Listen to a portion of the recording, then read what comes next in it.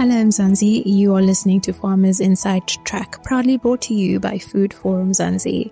I am your host, Patricia Tembo, and welcome to today's episode. Our farmer mentor for this episode is Phaladi Motsole, and he is the CEO of Sabata Maize Milling, as well as the founder of Sabata Super Maize Meal. Motsole also has an influential voice in the sector with over 10,000 followers on LinkedIn, so he's doing it big. But we all know every success story has a beginning. Let's hear from Motsole himself. Mr. Motsole, talk us through how your journey into farming began. Thank you very much for giving me an opportunity to have an interview with you. I must tell you that I'm a regular reader of Food Forum Mzansi. I think for quite a number of years. I've been following you almost every week. I have been in teaching profession for 24 years. And the only subject that I taught for 24 years was agricultural sciences. So I studied agriculture from primary, secondary.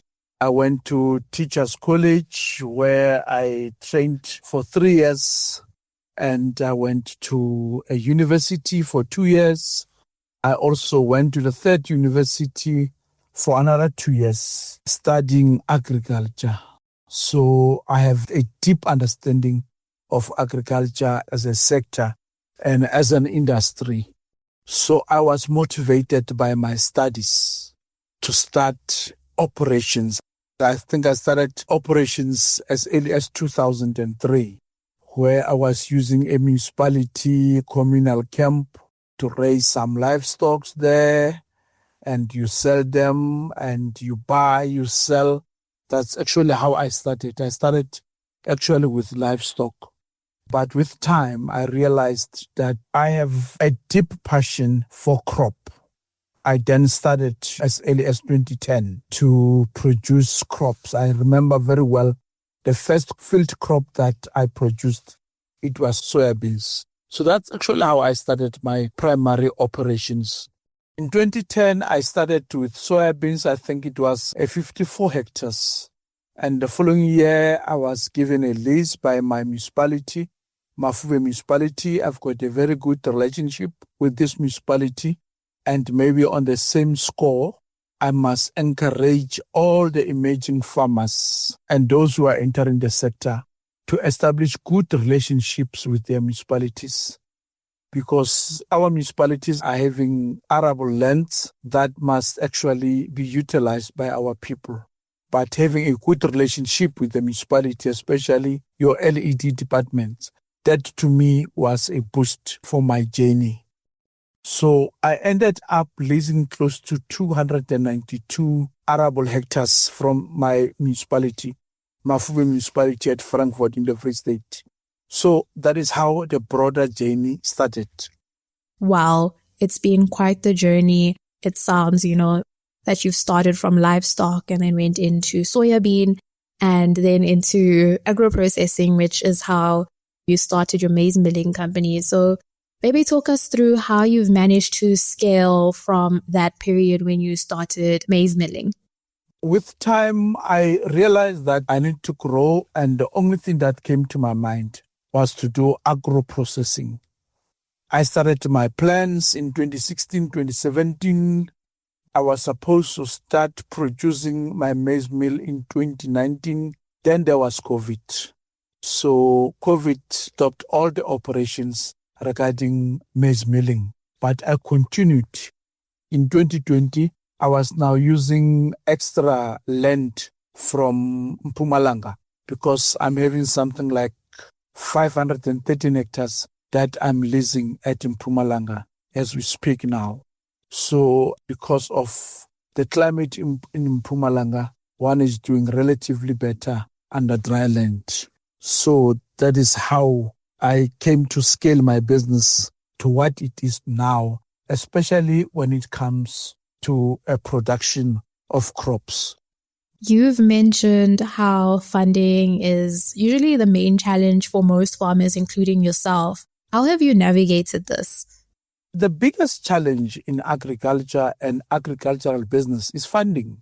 That is the biggest challenge, especially post-COVID. We are faced with difficult problems because during COVID, there were no operations, and as a result, we struggled big time. And after COVID, you have to approach the institutions for funds, then it's difficult because there are still red tapes that enable us to get funding. The major challenge today in agriculture is funding. And sooner the world come to realization of funding of agriculture, the better. Because this is the provider of food. This is a sector that provides raw material. This is a sector that stabilizes the economy. And this is a sector that provides jobs. So the sooner the world realizes those 4 core functions of agriculture, then I think the world will come to a conclusion to say it's about time that agriculture must receive attention by a way of injecting money into the sector. Now, Mr. Motsole, you mentioned that there are certain functions that, is required from someone to make it in the agriculture sector. Talk us through that and perhaps what principles have guided you to come as far as you have in the agriculture sector. Many people are beginning to realize agriculture as a sector today, but they don't realize what it takes to be in agriculture. Whether you are in farming, you want to venture in farming, or you want to venture in agriculture as an industry, there are 3 most important things that one must know. The first one is discipline. Agriculture wants discipline. Secondly, it's commitment. You must be committed. In agriculture, we work 24/7. At times, you take 2 to 3 years without a leaf. So if you are not committed, you won't make it in agriculture. If you don't have discipline, you'll never make it in agriculture. If you want quick money, leave agriculture, go and subscribe to tenders. And lastly, agriculture wants a person to be focused. You must have focus. So you must be disciplined, you must have commitment to what you are doing, and you must be focused. Whether you are in crop production or you are in animal production, agriculture wants a person to be very much focused to what a person is doing. Now, Mr. Motsole, I think you better than anyone know that with farming comes a legacy. Once you cultivate the soil, you're leaving behind something, and that translates into a legacy. What is the legacy that you want to leave behind? Now, obviously, farmers come and go. Some farmers leave legacy behind, and some farmers leave nothing. They just live as if they don't care for tomorrow. But I'm one person who wants to leave behind a legacy of job creation.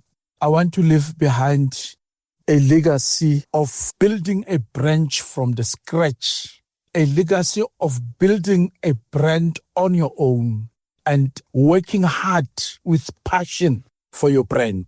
So that is the legacy that I want to leave, that my brand should be seen as one of the brands that belong to a few black people who are in a sector, but it should be able to compete with the big guys or the gurus of the industry. So that is actually the motive that I would want to leave behind. Sure, that is inspiring. I suppose to close off this podcast, as our farmer mentor for this episode, what advice would you give to a new entrant farmer who is navigating their own business? My advice would be people must develop passion for agriculture.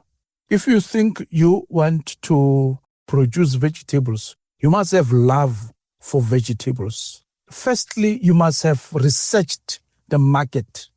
Market and marketing is very much important. Otherwise, if you don't do your due diligence into something that you want to do, you may end up being a farmer for 25 years, but with no footprint. So it is very much important that you don't just go into agriculture because you saw somebody driving a big bakkie or a Mercedes because of agriculture.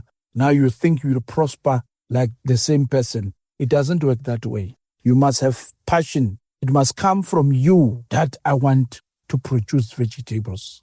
It must come from you that I want to produce livestock and learn the dynamics of livestock. That you want to be a field crop farmer. You must have love for soil. You must have, not just love, but passion for soil, and treat your soil as if it's your own child or kid. That is very much important, that the new farmers or the emerging farmers must know that the first thing, I must develop passion for this thing that I have to do. And other than that, you must be able to read. You must love reading. You must research so that you get to know the new innovations, so that you get to know the latest technology. Because agriculture is a sector that is moving with times. We saw it after climate change, that agriculture is able to shift and be able to be compliant to changing times. That is actually what I would advise to young farmers. However, farming, it's not a beast. People shouldn't be scared, but people should be ready to roll with the dynamics of the sector. Thank you so much to Phaladi Motsole, who is the CEO of Sebata Maize Milling and the founder of Sebata Super Maize Meal. To read more about his story, you can visit www.foodforumzansi.co.za. And that brings us to the end of this episode. Remember to subscribe to our podcast on your favorite platform. From me, Patricia Tembo, our technical producer, Megan van der Vent, and the rest of #Team Food Forum Zanzi, thank you for listening.